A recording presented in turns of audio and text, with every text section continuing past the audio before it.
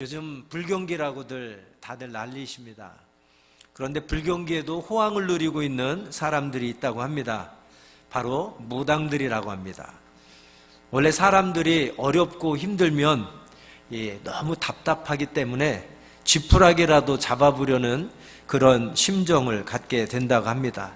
그래서 불경기일수록 살기 어려울수록 이 사람들이 더 많이 무당을 찾아서 답답함, 또 출구가 안 보이는, 또 어떤 해법이 없는 것들을 뭐라도 하나 해결책을 좀 찾아보려고 무당들을 많이 찾는다고 합니다. 근데 사람들이 무당을 찾는 그 심리 저변에는 무속 심리가 깊이 뿌리박혀 있기 때문입니다. 근데 심히 우려스러운 것은 이 크리스찬들 중에서도 적지 않은 사람들이 무속 신앙에 젖어 있고, 또 예수를 믿으면서도 신앙생활을 하면서도 무당을 찾는 크리스찬들이 많이 있다고 합니다. 왜 예수를 믿으면서도 신앙생활을 하면서도 무속신앙에 젖어 있고 또 무당을 찾는 그런 어리석음을 범할까요? 그것은 무속신앙과 또 올바른 기독교 신앙의 차이가 무엇인지 제대로 인식하지 못하기 때문에 우리가 여전히 신앙생활 하면서도 뭔가 갈급해하고 채워지지 않고, 또 우리의 어떤 무속신앙에 사로잡혀서 신앙생활을 하면서 내가 소원하는 것들, 내가 바라는 것들이 잘 이루어질 때는 기쁘고 감사하고 열심을 내지만 내 삶이 어려움과 고난에 계속되어질 때는 우리가 하나님께 대하여 실망하고 또 우리의 신앙이 뿌리째 흔들려지는 그런 일들을 실제로 많은 크리스찬들이 경험하고 있는 것을 확인할 수 있습니다. 여러분, 무속신앙의 핵심이 무엇인지 아십니까? 그것은 자신은 그대로 있으면서 이제 신의 마음만 돌이키려고 하는 것이 무속신앙의 핵심입니다. 자신이 가지고 있는 재물이나 자신이 할 수 있는 모든 노력을 가지고 신의 마음을 달래고 얼러서 자기가 원하는 것을 얻고자 하는 것, 이것이 무속신앙의 핵심인 것입니다. 자기의 소원을 신을 통해서 성취하려는 것. 그런데 그 속에는 무엇이 깔려 있냐면 자기 자신은 절대 변하지 않는 것이 기본적으로 깔려 있습니다. 무속신앙의 핵심은 자기 자신은 절대 변하지 않고 자기의 재능과 자기의 물질과 자기의 노력을 통해서 신의 마음을 움직여서 자기의 소원을 성취하는 것, 이것이 무속신앙이에요. 반면에 기독교 신앙은 무엇입니까? 절대자이신 하나님 앞에서 내가 먼저 거듭나고 내가 먼저 변화되는 것이 기독교 신앙의 핵심입니다. 나는 절대 안 변하고 신의 마음을 움직여서 내 소원을 성취하는 것, 이건 무속신앙이에요. 기독교 신앙은 하나님 앞에서 내가 먼저 변하는 겁니다. 내가 먼저 거듭나는 겁니다. 하나님이 원하시고 하나님이 기뻐하시는 사람으로 내가 먼저 변화되는 것이, 이것이 기독교 신앙의 핵심인 것입니다. 자신의 뜻을 이루기보다도 하나님이 내게 원하시는 뜻이 무엇인지를 먼저 깨닫고 거기에 먼저 관심을 가지고 내 삶이 먼저 변화되어지고 하나님이 기뻐하시는 한 사람으로 내가 날마다 성숙해가고 변화되어져 가는 것, 이것이 기독교 신앙의 핵심인 줄로 믿습니다. 따라서 기독교 신앙에서는 자기 부인과 자기 포기가 필수적으로 동반되어야만 하는 것입니다. 자기 부인이 없다면, 자기 포기가 없다면 절대로 거듭날 수도 없고 변화될 수도 없기 때문인 것입니다. 그러므로 올바른 기독교 신앙을 가진 사람이라면 시간이 흐를수록, 세월이 지날수록 그 삶은 반드시 거룩한 진리의 삶으로 변화되어져야만 그것이 진정한 신앙의 사람인 줄로 믿습니다.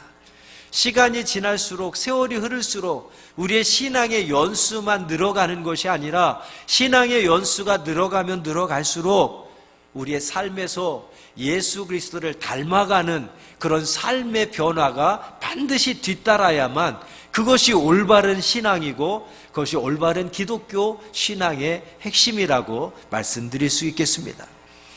우리들이 신앙생활을 하면 우리의 삶을 주님께 다 맡겨야 됩니다. 그런데 여기서 하나님 앞에 우리의 삶을 맡긴다고 그럴 때 어느 한 부분만을 맡기는 것으로 의미하는 것이 아니라 우리의 삶의 전체를 다 맡겨야 된다는 것을 의미하는 것입니다. 예를 들면 우리는 신앙생활 하면서도 자꾸만 어떤 어두운 부분만 하나님께 맡기려고 합니다. 내가 고난당하면, 내가 시험당하면, 내가 환난당하면, 내가 질병 가운데 있으면, 내 문제가 잘 안 풀리면, 어떤 어려움들이 내게 있으면 그때 하나님 앞에 나와서 기도하고 해결해 달라고 합니다. 어떤 어두운 부분만을 가지고 하나님께 맡기려는 경향이 있습니다. 그러나 올바른 믿음은 우리의 삶을 전폭적으로 다 하나님 앞에 맡기는 것이 신앙인 것입니다.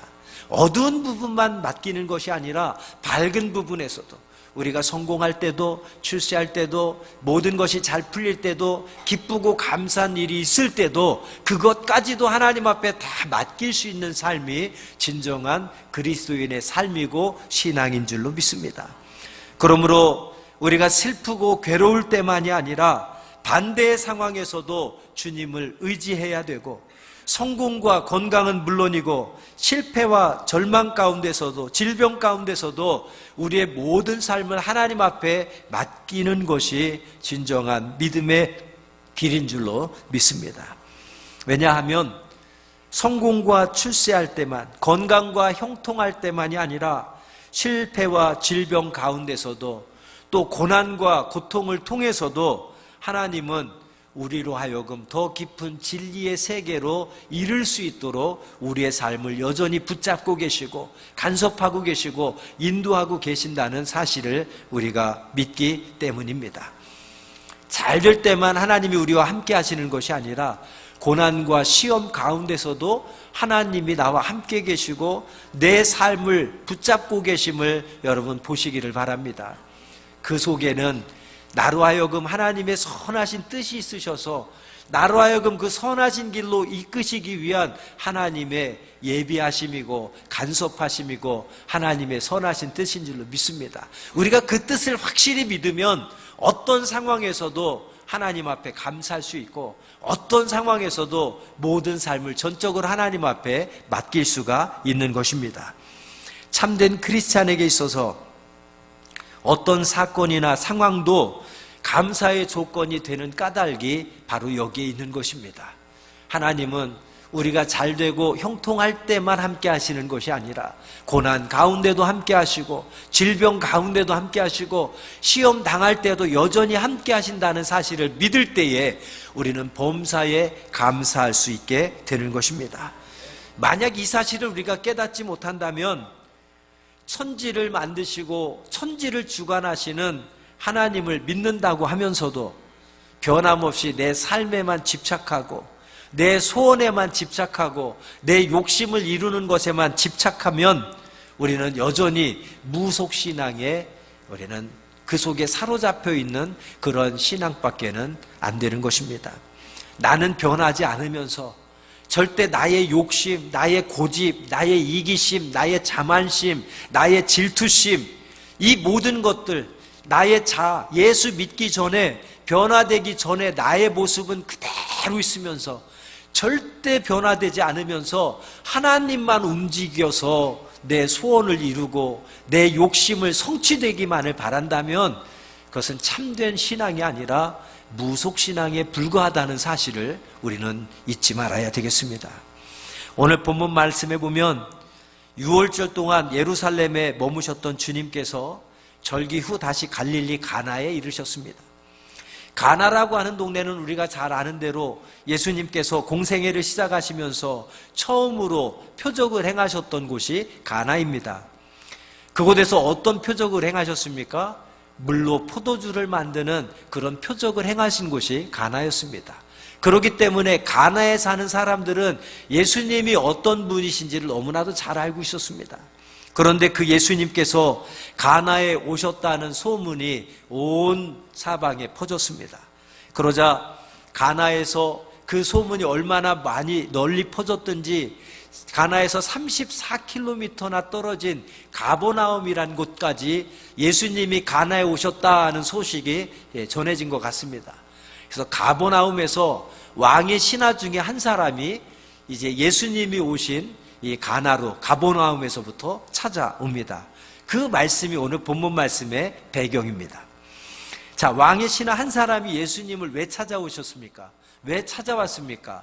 오늘 47절 말씀에 왕의 신하가 가나로부터 34km나 떨어진 그 먼 곳에서 예수님을 찾아온 목적이 기록되어 있습니다. 47절에 보니까 병으로 거의 죽게 되어 있는 자기 아들을 살리기 위해서 예수님을 찾아왔다 말씀하고 있습니다. 예수님을 찾아오자마자 이 왕의 신하는 체면을 불구하고 자기 집으로 오셔서 내 아들의 병을 고쳐주옵소서라고 지금 간청하고 있습니다.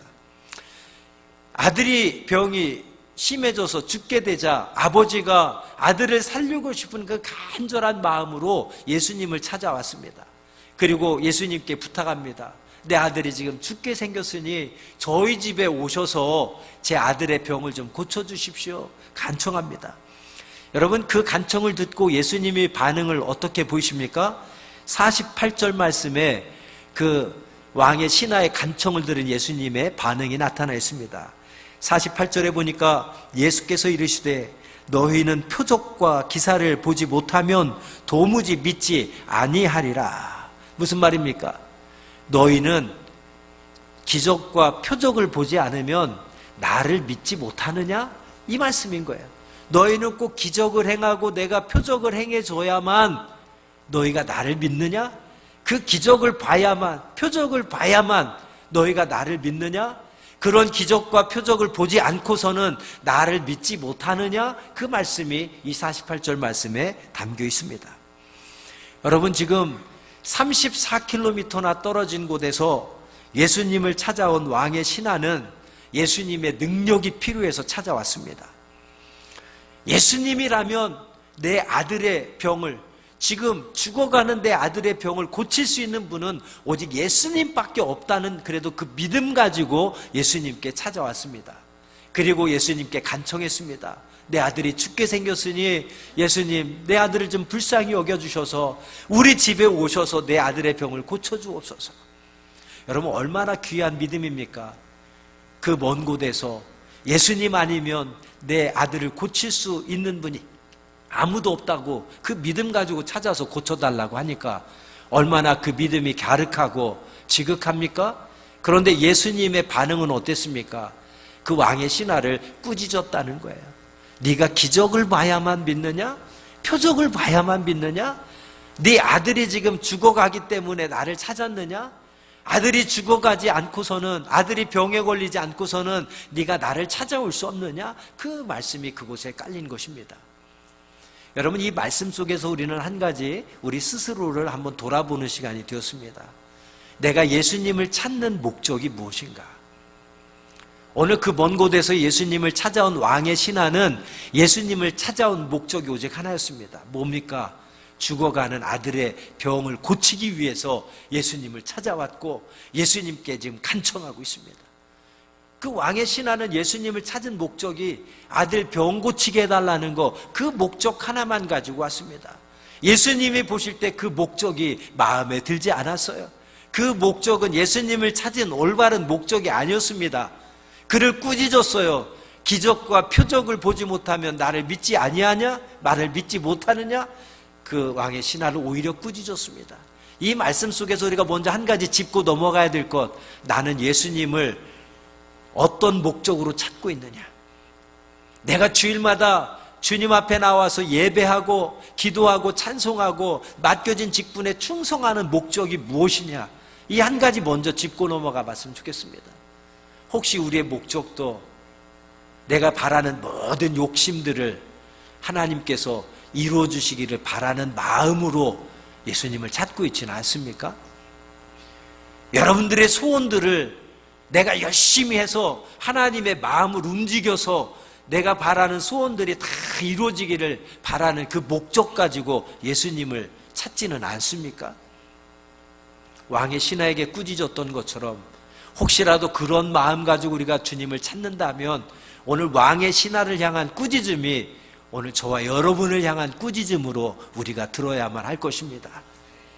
우리가 예수님을 찾는 목적, 우리가 신앙생활하는 목적이 나의 욕심을 이루고 하나님을 움직여서 내 소원을 성취하는 것, 여기에서 머물러서는 안 된다라고 하는 사실입니다. 아까도 말씀드렸죠? 무속신앙과 기독교 신앙의 차이점이 무엇입니까? 무속신앙은 나는 절대로 안 변하고 나는 그대로 있으면서 내 가지고 있는 능력과 물질과 노력으로 신을 움직여서 내 욕심을 이루고 소원을 성취하는 것, 이게 무속신앙의 핵심입니다. 그러나 기독교 신앙은 하나님 앞에서 하나님이 원하시고 하나님이 기대하시는 한 사람으로 내가 먼저 변화되고 거듭나고 성숙해가는 것이 기독교 신앙의 핵심입니다. 우리가 예수님을 찾는 목적이 단지 나의 소원과 욕심을 이루기 위해서 주님을 찾는 것이 아니라 예수 그리스도와의 인격적인 만남을 통해서 진정 예수님을 찾는 그러한 참 믿음의 사람이 되기를 간절히 축원드립니다. 근데 여기서 참 하나님의 은혜, 예수님의 은혜라고 하는 것은 분명히 왕의 신하가 예수님을 찾아온 목적은 잘못되었습니다. 예수님께서도 그 왕의 신하를 꾸짖었습니다. 그러나 예수님의 은혜, 예수님의 사랑이 얼마나 크고 감사한지 분명히 예수님을 찾는 그 왕의 신하의 목적은 잘못되었지만 그럼에도 불구하고 그 왕의 신하에게 은혜를 베풀어 주시고 축복을 허락해 주시고 그의 간청을 들어주시는 우리 예수님께 우리 이 시간 집중했으면 좋겠습니다. 그 말씀이 몇 절 말씀에 있습니까? 여러분 그 다음 절 말씀을 보시기 바랍니다. 그 왕의 신하는 오늘이 가기 전에 이제 오늘 중으로 집에 오셔서 49절입니다. 우리 49절 같이 한번 읽어볼까요? 신하가 이르되 주여 내 아이가 죽기 전에 내려오소서. 예수님께 지금 꾸짖음을 48절에 꾸짖음을 받으면서도 네가 기적을 보지 못하면 네가 기적을 봐야만 표적을 봐야만 나를 믿느냐?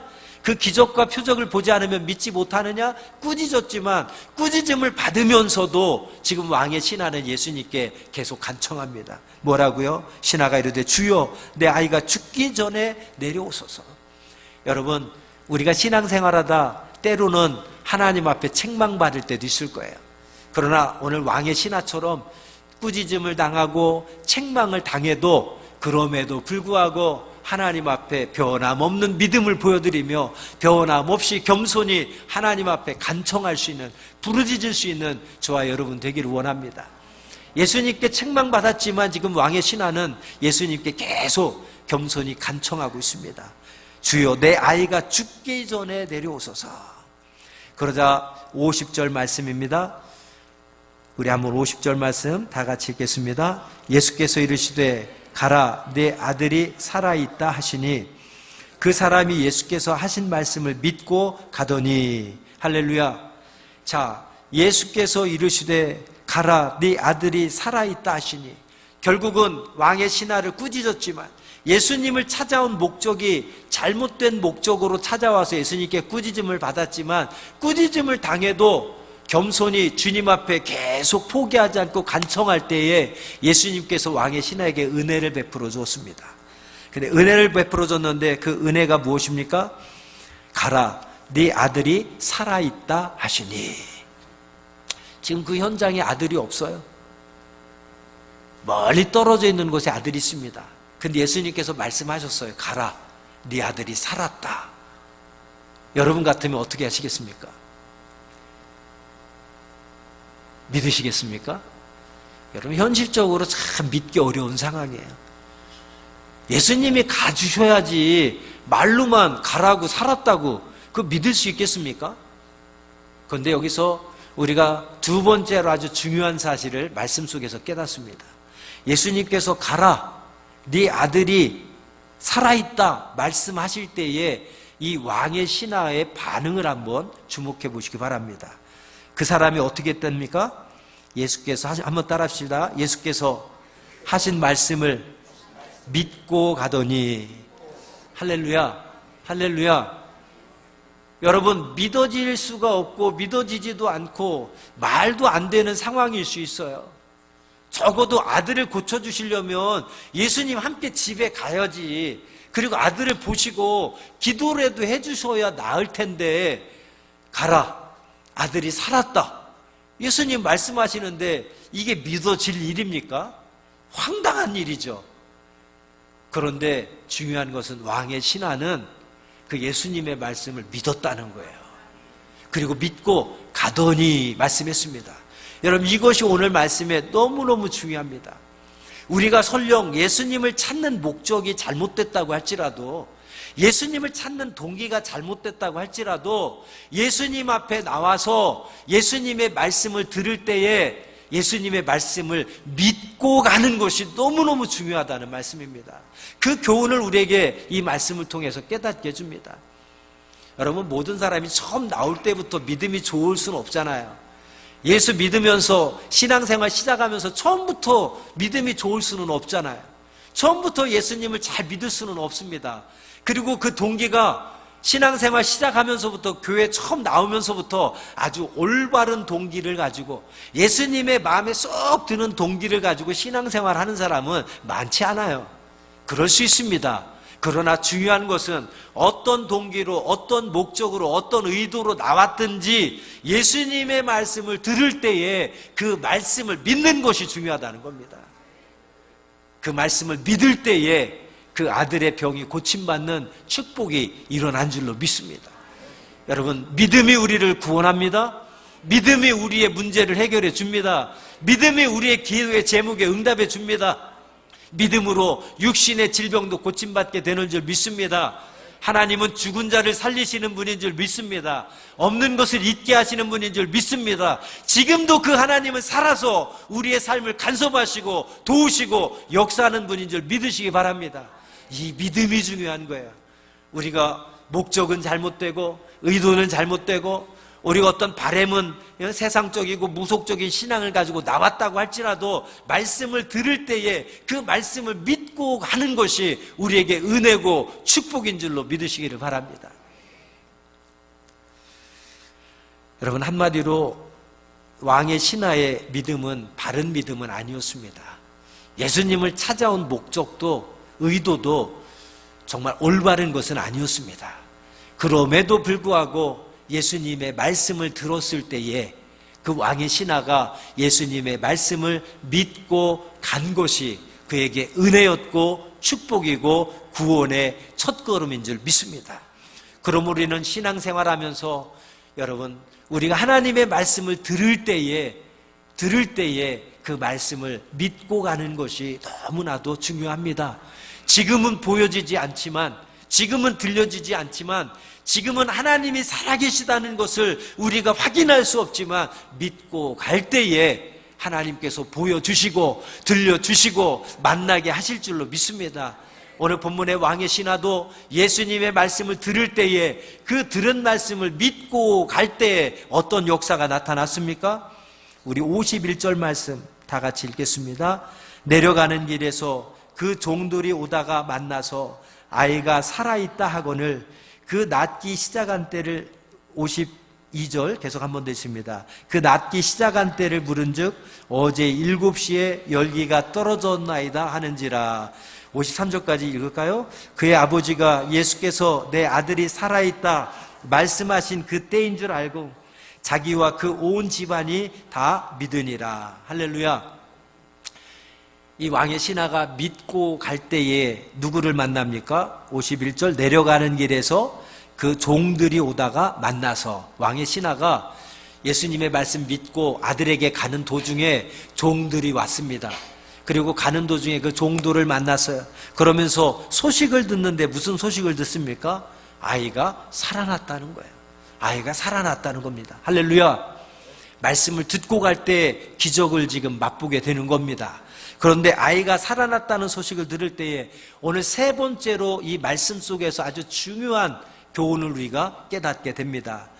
52절에서 그 낫기 시작한 때를 물은즉, 왕의 신하가 아들에게 믿고 가는 길에 종들을 만나서 아들이 낳았다고 하자 왕이 기뻐하고 춤추고, 아들이 죽어가는 아들이 살아났다는 소식 들으니까 얼마나 기쁩니까?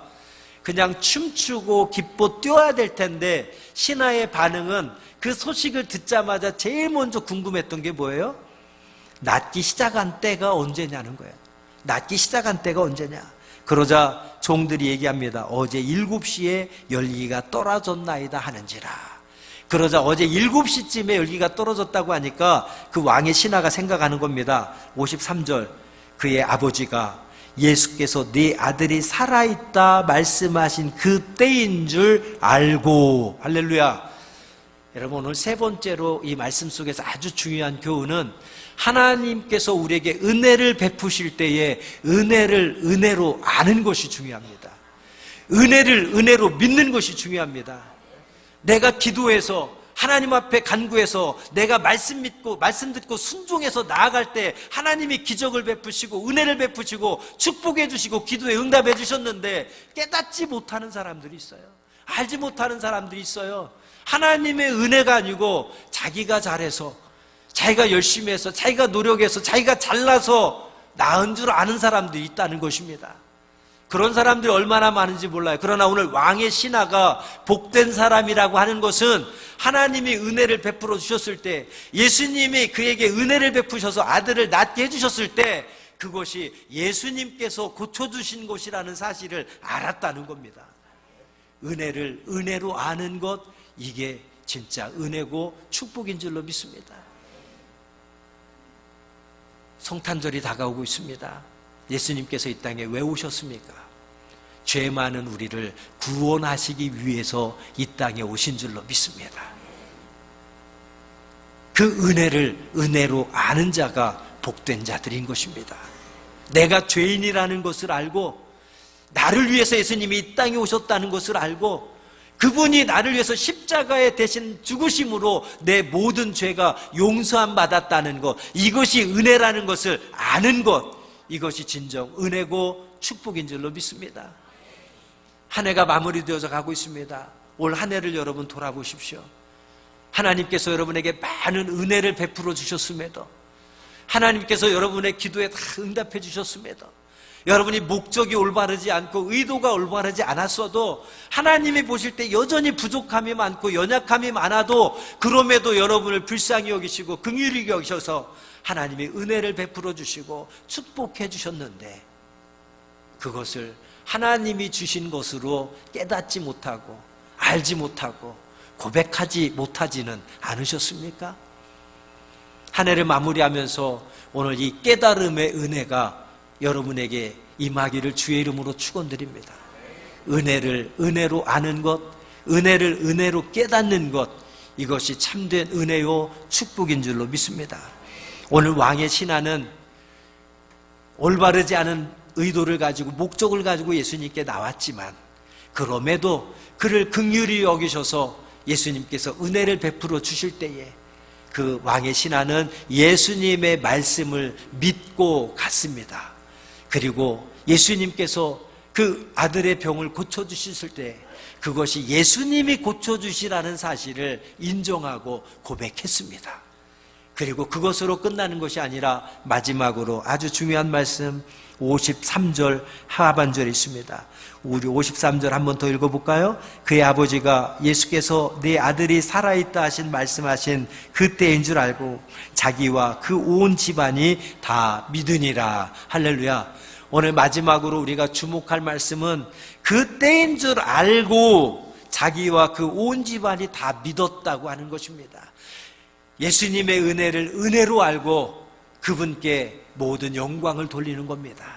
온전한 믿음으로 나아가는 것입니다. 지금까지의 믿음은 부족함이 있었지만 예수님의 은혜를 체험하고 그것이 예수님의 은혜인 것을 알고 온전한 믿음으로 하나님 앞에 나아갔다고 하는 것이 오늘 또한 왕의 신하의 은혜고 축복인 줄로 믿습니다.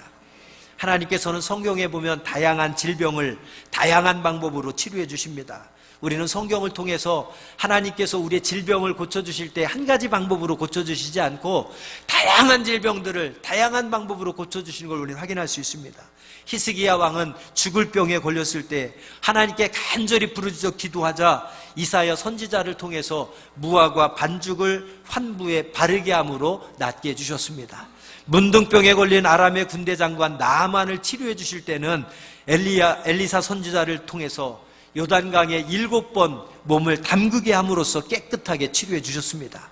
예수님께서는 날 때부터 소경된 자에게 침으로 이긴 흙을 그 소경의 눈에 발라줌으로 소경의 눈을 뜨게 하신 기적도 있습니다. 그런데 오늘 본문에서는 예수님께서는 단지 말씀으로만 병을 치료해 주신 줄 믿습니다. 예수님의 말씀의 능력이 있습니다. 예수님의 말씀을 통해서 기적이 나타납니다. 예수님의 말씀을 통해서 구원받는 역사가 나타납니다. 예수님의 말씀을 통해서 문제가 해결됩니다. 여러분, 항상 하나님의 말씀 앞에 우리가 겸손히 무릎 꿇고 그 말씀이 내게 주시는 말씀으로 믿으시길 바랍니다. 우리가 예수 믿는 목적이 다를지라도, 우리가 예수 믿는 의도가 다를지라도 분명히 올바르지 않은 믿음과 예수 믿는 믿음의 목적과 의도를 가지고 신앙생활을 한다고 할지라도 중요한 것은 예수님의 말씀을 들을 때에 믿는 것이랍니다.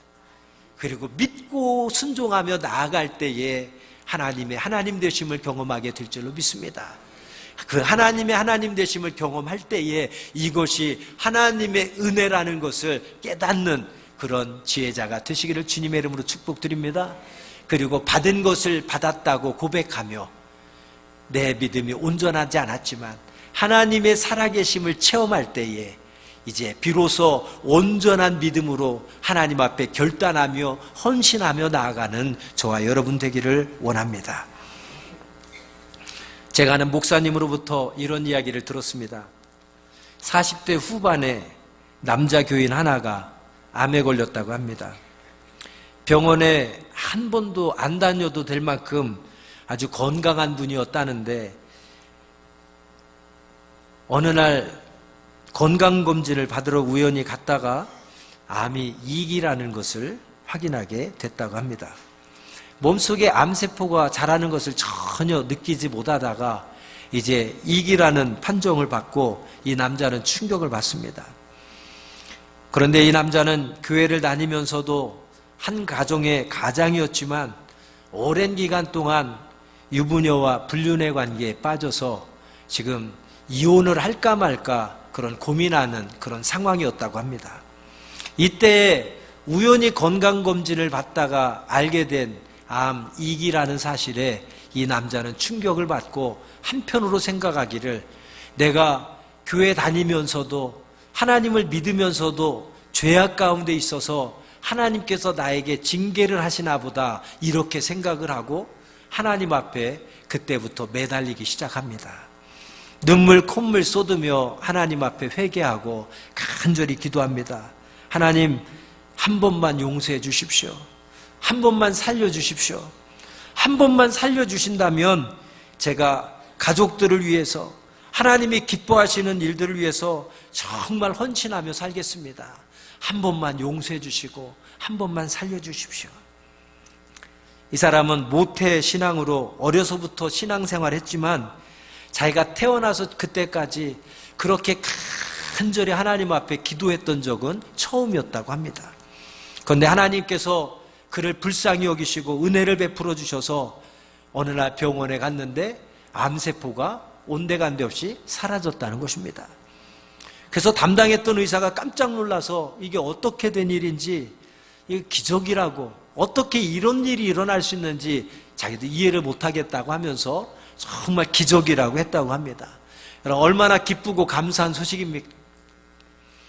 아직 젊은 나이에 암으로 죽는다고 하니까 얼마나 충격을 받고 절망스러웠는지 하나님께 한 번만 용서해달라고, 한 번만 살려달라고, 한 번만 살려주시면 내가 정말 가족을 위해서, 하나님을 위해서 열심히 살아가겠다고 그렇게 부르짖어 기도할 때에 하나님께서 은혜를 베풀어 주셔서 암세포가 온데간데 없이 사라지게 해주셨습니다.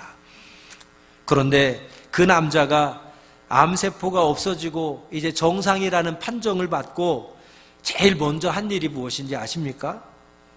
오랫동안 불륜의 관계를 맺었던 그 유부녀를 다시 찾아갔다는 겁니다. 여러분, 우리의 삶이 우리가 어려울 때는, 우리가 정말 죽음의 순간에 있을 때는 하나님 앞에 간절히 부르짖어서 한 번만 용서해달라고, 한 번만 살려달라고, 한 번만 용서해 주시고 한 번만 살려주시면 내가 정말 잘 살겠다고.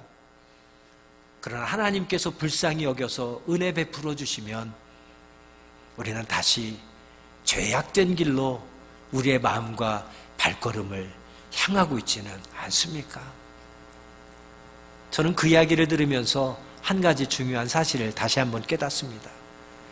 우리의 신앙이 올바른 신앙이 아니면, 내가 하나님과 나와의 신앙이 인격적인 관계가 올바르게 정립되지 않으면 죽을 병을 고쳐주셔도 우리는 다시 죄악된 길로 갈 수밖에 없습니다. 그럴 바에는 차라리 영원히 하나님 앞에 죽는 마지막 순간까지 질병 가운데, 고통 가운데, 고난 가운데 차라리 사는 게 오히려 더 나을지도 모르겠습니다. 무슨 말입니까? 한 눈을 가지고 천국에 가는 것이 두 눈을 가지고 지옥에 가는 것보다 낫고, 한 손을 가지고 천국에 가는 것이 두 손, 두 발을 가지고 지옥에 가는 것보다 낫다는 이야기입니다.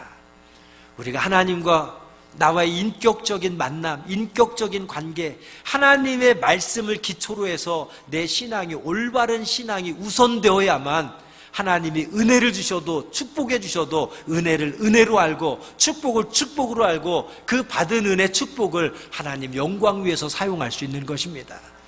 우리의 믿음이 올바르지 않으면 기도 응답해 주셔도, 문제 해결해 주셔도, 축복해 주셔도, 죽을 병에 살려주셔도 그걸 은혜로 알지 못하고 다시 하나님이 주신 은혜와 축복받아서 죄악의 길로 갈 수밖에 없다라고 하는 사실입니다.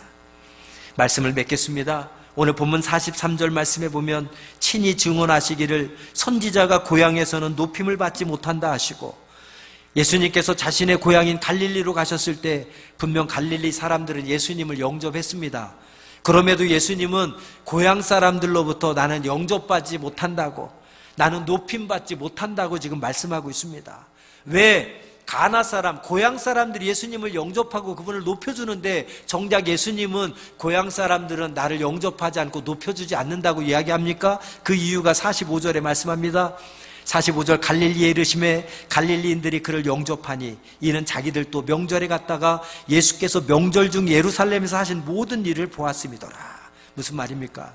그들이 예수님을 영접한 것은 예수님이 진리이시고 예수님이 그리스도라는 사실을 믿은 것이 아니라 그들도 유월절에 예루살렘 갔다가 그곳에서 행하신 예수님의 능력과 표적을 보았기 때문에 예수님을 이용해서 자기의 욕구, 자기의 소원, 자기의 욕심을 채우려고 예수님을 찾아왔습니다. 그래서 예수님이 그렇게 말씀하신 거예요. 고향에서는 내가 영접받지 못하고 높임받지 못한다고.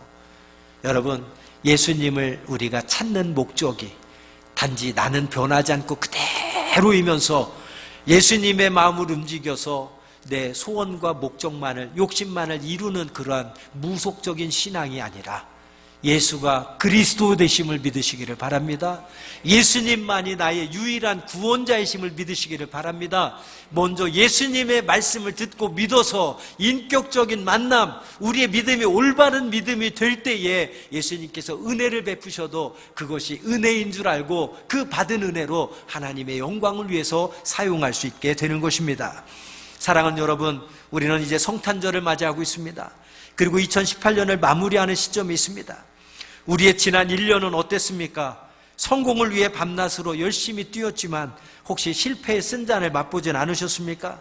그렇게도 건강을 추구했지만 오히려 질병으로 고통 가운데 있지는 않았습니까? 여러 가지 원하는 것들이 풀리지 않아서 좌절하고 절망하고 낙심하고 불평 가운데 보내지는 않으셨습니까?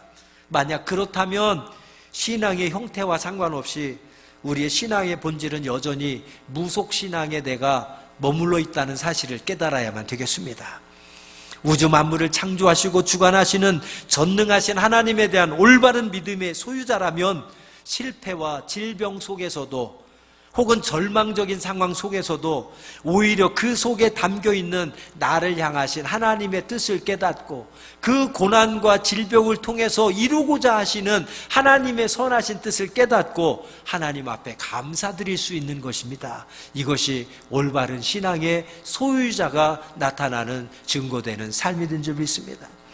여러분, 그 모든 것은 나를 더욱 성숙한 믿음의 사람으로, 진리의 사람으로 변화시켜 주시려는 하나님의 은총임을 알기 때문인 것입니다.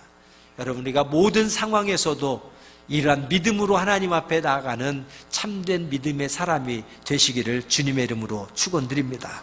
예수님께서 우리의 모든 죄를 사하시고 영원한 생명을 주시기 위해서 이 땅에 오셨다는 사실을 정말 믿고 계십니까? 그렇다면 실패와 절망을, 질병을 두려워하지 마시고 우리의 삶을 온전히 그분께 맡기시길 바랍니다.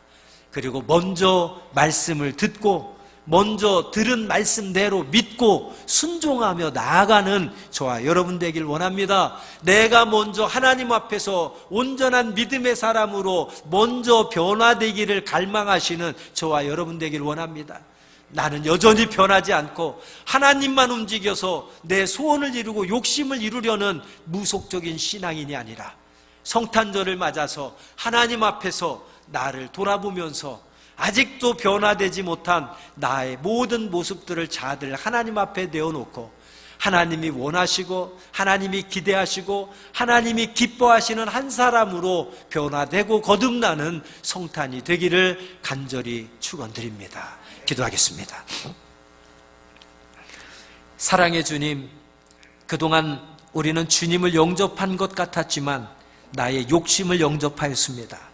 내가 예수님을 믿는 것 같았지만 실은 예수님을 이용하여 나의 욕구를 채우려는 무속신앙의 소유자에 불과했던 것을 고백합니다. 그래서 예수님의 은혜를 체험하고 감격하기도 했지만 결정적인 순간에는 늘 예수님을 부인하고 원망하고 불평하고 낙심하며 등을 돌리고 말았던 우리의 모습들을 이 시간 고백합니다. 이 시간 우리의 어리석음을 회개하오니 용서하여 주시옵소서. 나를 불쌍히 여기시고 은혜를 베풀어 주시옵소서. 그리고 바른 신앙의 사람이 되게 하여 주시옵소서. 오늘 말씀의 왕의 신하도 예수님을 찾은 목적과 의도는 올바르지 않았지만 그러나 예수님의 말씀을 들을 때에 그 말씀 믿고 순종하며 나아갈 때에 그것이 은혜이고 축복이 된 줄로 믿습니다. 그 은혜를 받았을 때 은혜가 하나님이 주신 은혜임을 또 깨닫고 온전히 하나님 앞에 온전한 믿음으로 헌신하는 왕의 신하처럼 지금까지는 우리가 예수 믿는 목적이, 신앙생활하는 목적이 올바르지 않았다고 할지라도 우리를 불쌍히 여기시고 우리에게 은혜를 베풀어 주옵소서. 이제는 주님 말씀 믿고 순종하는 저희들 되게 하시고 하나님의 은혜를 은혜로 아는 깨달음의 지혜도 허락하여 주셔서 언제나 하나님의 은혜와 사랑과 축복에 진정으로 감사하며 그 받은 은혜와 사랑과 축복으로 하나님의 영광을 위해 헌신하며 살아가는 저희들 되게 하여 주옵소서. 성탄절을 맞아서 아직도 변화되지 못한 우리의 모습들을 하나님 앞에 온전히 내려놓게 하시고 하나님이 기뻐하시고 하나님이 기대하시고 하나님이 원하시는 참 믿음의 한 사람으로 새롭게 변화시켜 주옵소서. 예수님의 이름으로 간절히 기도하옵나이다. 아멘.